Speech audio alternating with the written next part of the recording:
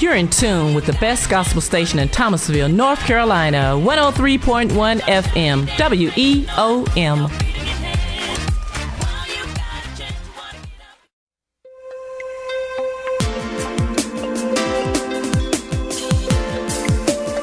You're listening to WEOM 103.1 FM in Thomasville, North Carolina.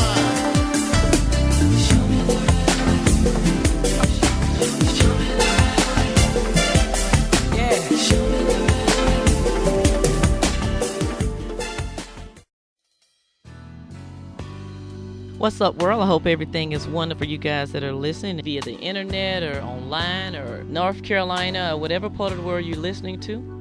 It's been 2 weeks since we've been on air, but we're going to try to get back with the flow. I am your host, Kaye Dee. And I'm Motormouth. Motormouth, you're kind of quiet today. Just a little bit, but I'm going to warm up. Okay. You know? Yeah, we're both going to get with the flow again. There has been a lot that's occurred since we've been online. We've been off air, like 2 weeks? We kind of took a little time off to catch up with some personal things we had done. And speaking for myself, it's been an interesting 2 weeks. I heard that. Yeah. I had the honor, because it was an honor, it was a fun project. I decided to take a little time off and actually enjoy myself a little bit. But I got invited down to an event for Juneteenth. It was Father's Day weekend. And it was in a suburb, I guess you could say it was north of Orlando, called Crescent City in Florida. Lovely town, lovely people. I had a ball.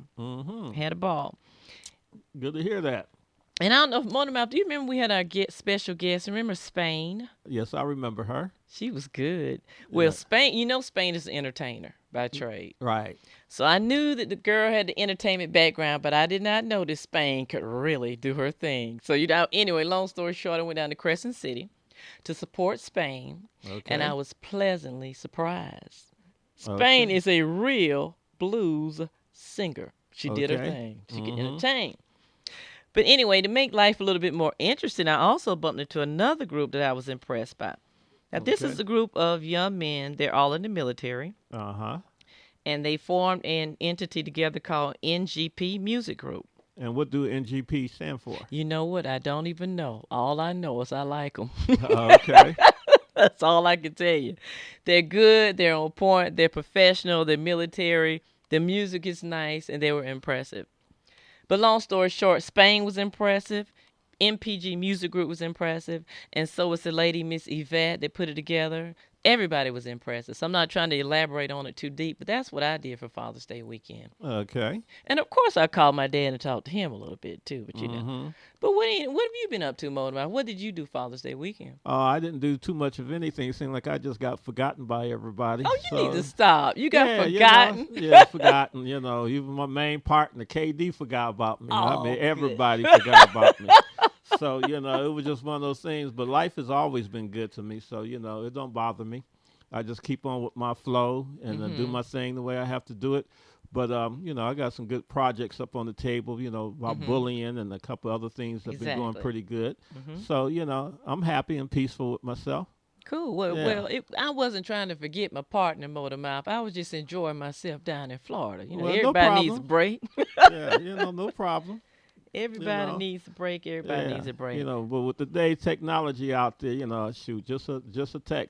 Y'all see how he do me? He trying to throw me under the table. But no problem there. Okay, Motormouth. Well, happy belated Father's Day. Well, thank you. Happy belated Father's Day.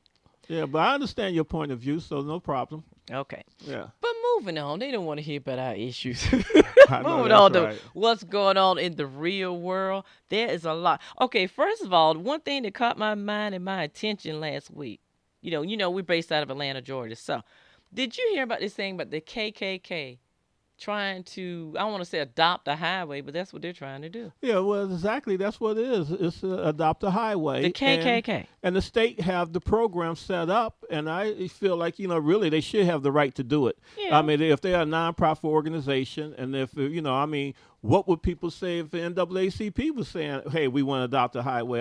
Everybody who have a nonprofit organization have that right to do it. Now, I could see if there's a problem, if they feel like it was a hate group or something promoting something. It's the KKK, Motormouth. Did you not hear me say the KKK? Yeah, I heard about the KKK, but it seems like there's a lot more other hate groups out there other than the KKK that making a lot bigger of noise or friction, in society. And it seems like, I don't know, I just don't even pay attention to none of it no more, Yeah. I mean, I get what you're saying. I go with Dr. King thing, free at last, free at last. Thank God Almighty, we're free at last. So free our minds of all this negative stuff to keep us from moving forward as a people.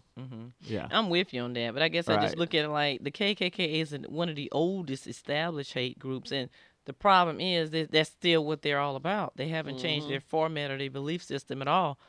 And I just think it would be real interesting had they approved it. But long story short, the state of Georgia, they did me proud this time. They denied them, and I'm sure they probably will be coming back trying to adopt that highway. Oh, yeah. But the highway goes from North Georgia somewhere on up into North Carolina. I think it's Highway 515.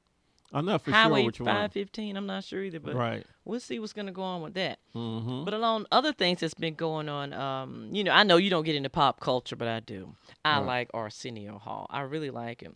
Yeah, he's from my hometown, so. Ohio? Yeah, he's from Ohio. Yeah. But I was proud, Arsenio did his thing on The Apprentice. I looked at it, I was into it, I was feeling it. I even tweeted on it because I was that deep with it. And the whole while I kept saying, okay, Arsenio needs to win The Apprentice because he needs to come back on TV. It's like there's one little segment of entertainment at night, as far as the night evening shows that are out where, how can I put it? Things that might interest people on a wider perspective, all people of color. There's really no outlet for that on late night TV anymore, not that I'm aware of. Right. So I thought back and reflected on Arsenio when he had his show, the Arsenio Hall show in the 80s. He gave a lot of people of color opportunities that they wouldn't have otherwise received in recognition. So I think it's a cool thing that he's back. Yeah, even if he wasn't doing that, he just had a good show. He did. It was hot. It was right on time. I think he, served everybody. It wasn't no one set thing or anything, but I think it had a lot to do, with a racial thing or, certain things in business and entertainment that came down for him losing that slot, at nighttime, late night TV, Yeah, that's true. Right. Yeah, I wasn't trying to make it a black or white thing or anything, but the reality is he had a lot of black entertainers on the show that otherwise just wouldn't have showed up on traditional late night talk shows. So I'm glad to see he's back. But anyway, he's already got a deal in the works with CBS Television Distribution. Congratulations. I'm cool with that. Yeah, same to him. Hats off to him. I like that. But along the same line of things that's been going on, I don't know how people would feel about this, but this is not serious news, but I found it interesting. You know why? I don't know if you know who Halle Berry is. Of course you know who Halle Berry is. Everybody know Halle. What red-blooded American man doesn't know who Halle Berry is? But anyway. As far as that lady, too, Anyway, I found this interesting because normally it's in reverse of what's going on with her right now. Now, Halle Berry just went to court, and they've ordered her to pay her daughter's father, I don't want to say baby daddy, but her daughter's father, $20,000 a month in child support. Why not say baby daddy? You just said it. Well, Right, And I said it because, they had a daughter together. Her name is Nalia, and they had her together, but they never got married. So then they separated, and now she's engaged to this guy. I think he's from France, Oliver Martinez, I think from France or somewhere. Long story short, people were online having a fit saying that it was too much money and, why should it be that way? But I'm the type of person, I think whoever's making the most money, that's able to support the financial needs of the child is who should be awarded the pay. Yeah, but 20,000, dealing with celebrity status, that's kind of low. That probably chump change. Right? Because I could think of other celebrities are paying a lot more than that. Yeah. A month and everything. Right. And as I think, it's just going to be one royalty check from her for all the stuff that she got out there. She's a wealthy lady. Yeah, she's not going to miss it. But it's kind of interesting twist on everything because the reality is their daughter's father, I cannot think of the man's name, but he actually went back to court and filed a document and asked the judge to force her to give him the monthly payment because Ms. Berry had been complaining, saying that the surroundings that the daughter had been accustomed to was not up to standards of what the father was presenting. So I guess he figured, well, I'll get it now. Yeah. But long story short, We got 20,000 more a month to put on it, So I think that's a good sign. Yeah, it's all good. Mm-hmm. But anyway, on the other things. Now the big thing that blew up when we took a little time off last week was the thing about Creflo Dollar. Oh my goodness. I did a little research and I debated about even saying anything about it on the show. Exactly. And I guess I did a little personal research and private research, and I just generally asked people that I know their opinions about what occurred and what we think occurred. How about everybody just chewed me out pretty much? I think I'm the only person on the planet that thought he might have gone just a little overboard. Just a tad. Yeah. Just a tad. I had some buddies that told me, well, Kaye Dee, you don't know, you never got a whooping. I'm like, please. Do I need to get my mom to witness? Oh, I know what it's like to get a butt cut. Yeah. Have you ever got a whooping motor mouth? Oh, yeah. I used to get them all the time. All the time. Yeah. But, by the time I got to be about 7 or 8, I learned to stop getting them until I was around about 13. Oh, did something really stupid, and that was my last one. I hear you. I think the last one I got, I was probably like around, 11 or 12ish. Yeah. And looking back, I deserved it because I was just, you know how you go through this little stupid modes when you're younger and growing up. I decided one morning I was going to just run away from home. Yeah, I hear you. Well, mine was about, bringing me back into reality, too. Well, they brought me back, too. Yeah. I decided I was going to run away from home, pack my little backpack, put me a peanut butter jelly sandwich and a pair of pajamas in my school pack, went to school. I was crazy. Decided I wasn't going to come home, and the sun went down. I got scared. One of my little classmates, she decided she was going to go back home. We was going to run away together. We were crazy. She left me, and I had to walk home, and my grandmother was supposed to pick me up that day. I'm thinking, well, it can't be that bad. She old. How bad can it be? My grandma put one of them old school slave whoopings out on my behind. I ain't never been beat like that to this day. Well, I don't know what a slave whooping would be, but, I understand what you're saying. A slave whooping, when I grew up, my mom would, she'd be get a belt on us if we did something. My mom didn't play. Well, I thought you were talking about a whip or something, My grandmama made me go, it was a slave whipping. She made me go outside. By the time she picked me up, my crazy self, and then I think she was really pissed because I was running away, and then I lied to her. She asked me where I was going. I said, nowhere. Yeah, you was going nowhere. She told me to get in the car. I got in the car. It was total silence all the way home. My sister, brother, looked at me like, oh, you finna die. Yeah. So is that what Dollar did to his daughter, or what? Well, exactly what did he do? No. With her, she made me go get a switch. I just never had a switch on my behind before. It was an adventure. So what did he do to his daughter? But with Creflo now, the thing that I thought was a little bit much based on what they said occurred was the choking and the shoe.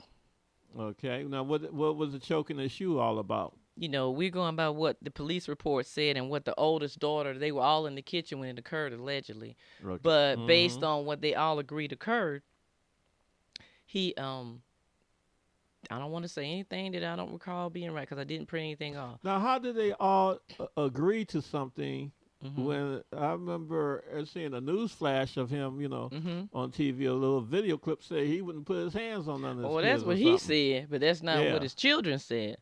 Okay, so the children came to an agreement on something. Based on the 911 report and what was written up in the newspaper, okay, when the situation occurred, the throwdown, because that's what it was, really occurred in the family kitchen, and her siblings were there.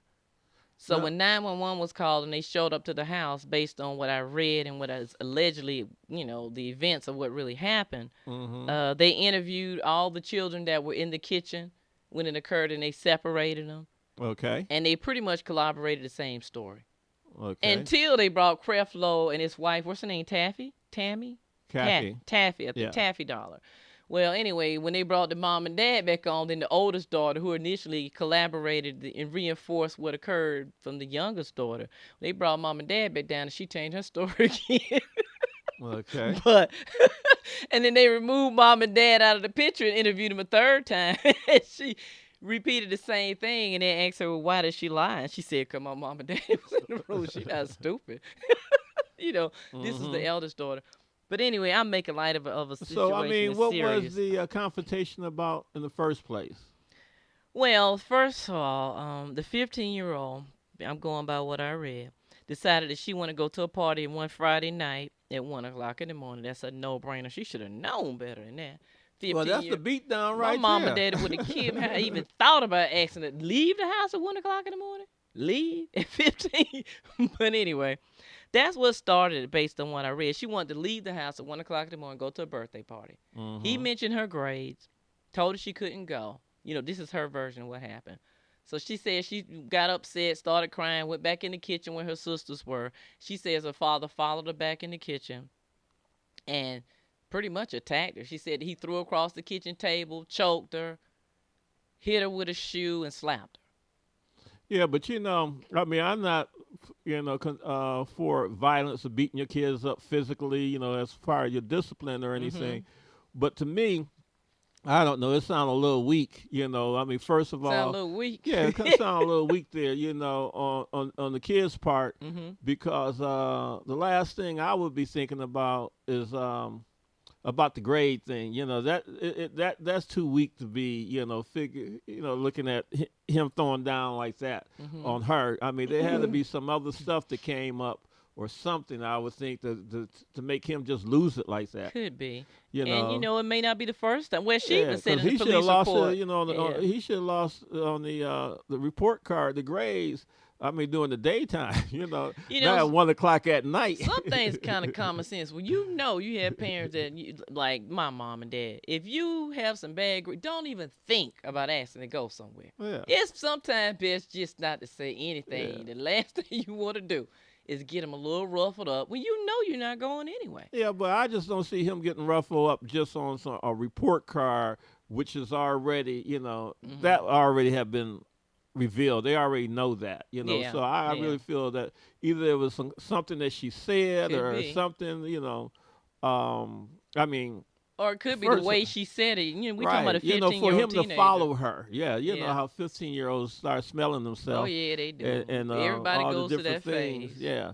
And then even at 19 and stuff, you know, those are, I mean, they all is still smelling themselves. But, you know, they're just lies, you know, uncovered story there. Yeah. Of what really made him snap. You Well, know, she that's said what it's I would not- like to know. She said it's not the first time it happened. In reality, we don't really know what's going on. Yeah. You know, it could have been some other things just got to that point where, like you said, he just kind of lost it for a minute. I don't know. You know, I mean, what made him snap? Because he should have snapped when she walked in the house and handed him that report card.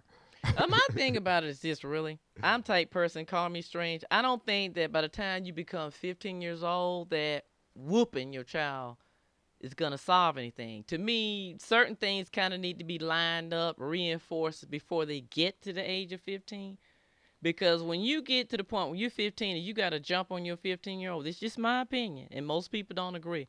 If you have to jump on a 15-year-old because they allegedly asked to go to a party at 1 o'clock in the morning, then to me, something else that should have been there is not there. Now, you always have exceptions to the rule, because when you're going to jump a 15-year-old, it's not about discipline. It's just going to straight up be a fight. That's the problem. Well, you know, again, I don't know. You know, I really don't know. Either, you know, but, so say the whole thing seemed peculiar to me. It's an odd situation. You know, the whole situation there. But, you know, I guess it'll play out in court if it go to court, because it sounds like they might drop it before it get to court and just put it down in general discipline. But you know, more than now that I'm thinking about on a different level, as from a female point of view, this is what bothers me. I mean, I can't tell anybody how to raise their kids. I really can't. It's none of my business. But how can I explain this so you would get where I'm coming from? Okay, if you have a 15-year-old teenager, you know, she's soon to be a young woman. That's the first thing.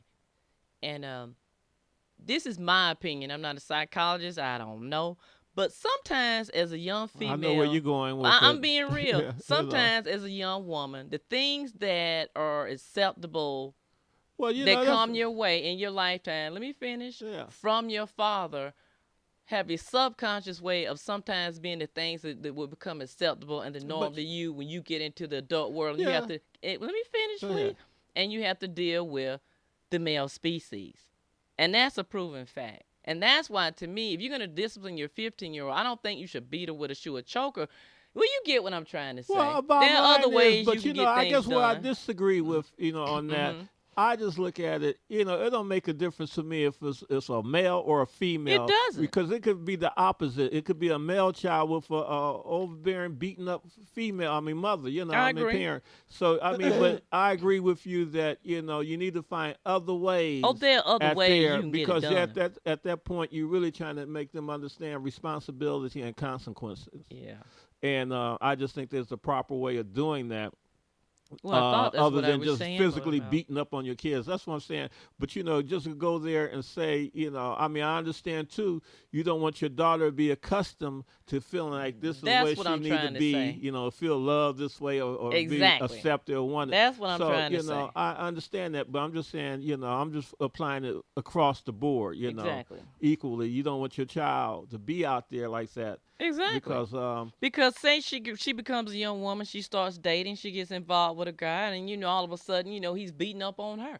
Yeah. It's just history has a way of repeating itself. Right. Is all But I'm trying I'm to say. just guess for the audience out there or the listeners, I just want to say it occurred both ways, because there's a lot of men don't feel like they love until they get someone that's disrespectful to them and because they was accustomed to it, at home. Well, you get what I'm trying to say. Right. Then. We both saying the same thing. There are many ways you can discipline her, even physically, if it comes down to that. Because some of these teenagers, I'm like, you know what?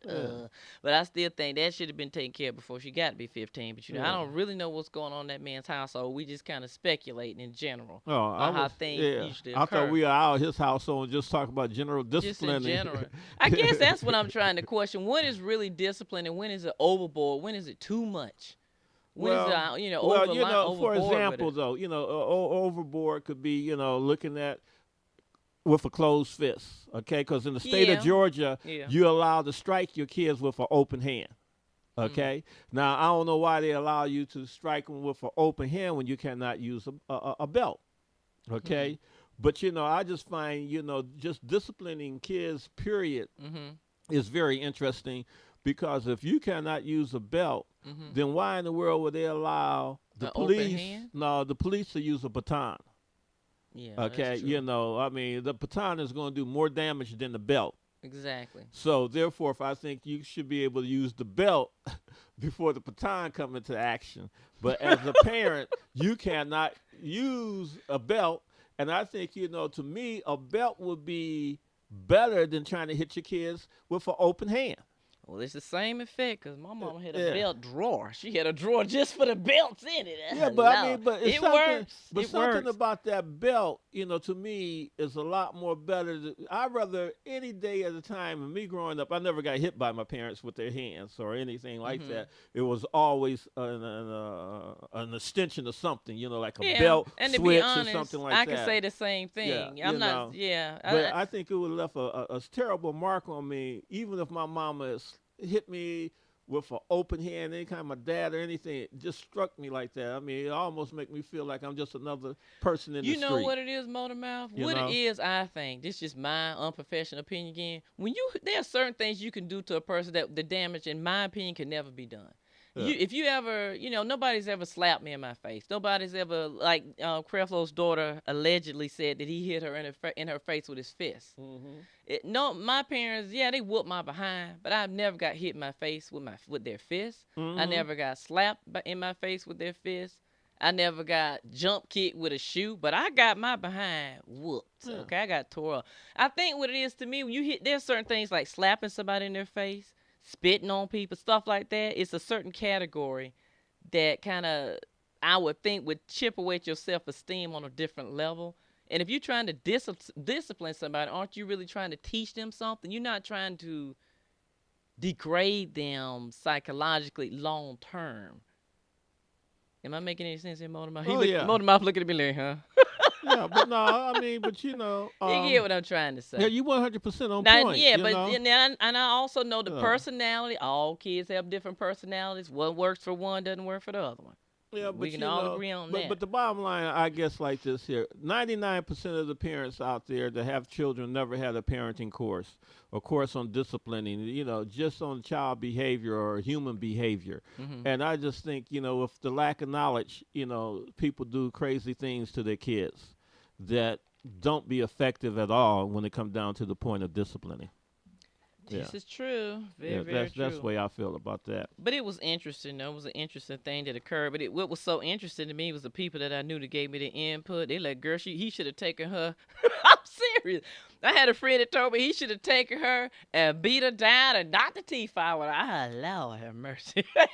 They was serious. Well, too. Just tell you the caliber of friend that you got. What you know, trying where to say their about minds my are. friend, Baltimore? You know, I mean, you know, as I say, you know, when certain issues come down. Okay. And everything, you could really tell a person's mentality just by the way they respond to it. Yeah. That's all. Because my thing is that wouldn't solve anything. You know, what good is it going to do to beat that girl down? If she's on a mission, she's going to be on a mission. You need to figure out, I think, a better way to really get her to understand what it is you want her to get. Yeah. I'm not saying you need to allow her to walk all over you. And no, you would not be leaving my house at 1 o'clock. I bet you everybody who was against you about what you were trying to say, I bet you they have a poor relationship with their own children or, you know, and everything. It's not the best of best because, I mean, like what we said before, when you do certain things, that impression lasts in that child's mind forever. Forever. Forever and ever and ever. You know, it never go away. I think so. You know, so therefore, if, you know, I just don't see someone with their correct mind going to embrace someone that's been abusive to them. You know, that's the bottom line. I don't care how much they love them. They can love them dearly, but that's always there. If you got to love me and hit me with a shoe, please don't love me. That's all I'm saying. You got to hit me with a fist. Don't love me.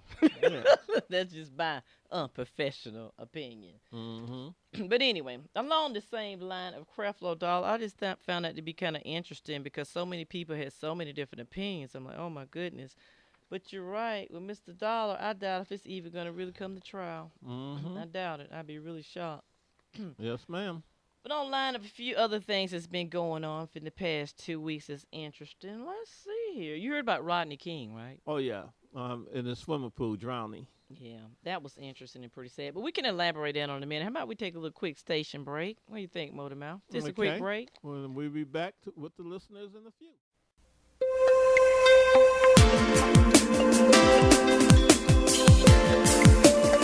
You're listening to WEOM 103.1 FM in Thomasville, North Carolina.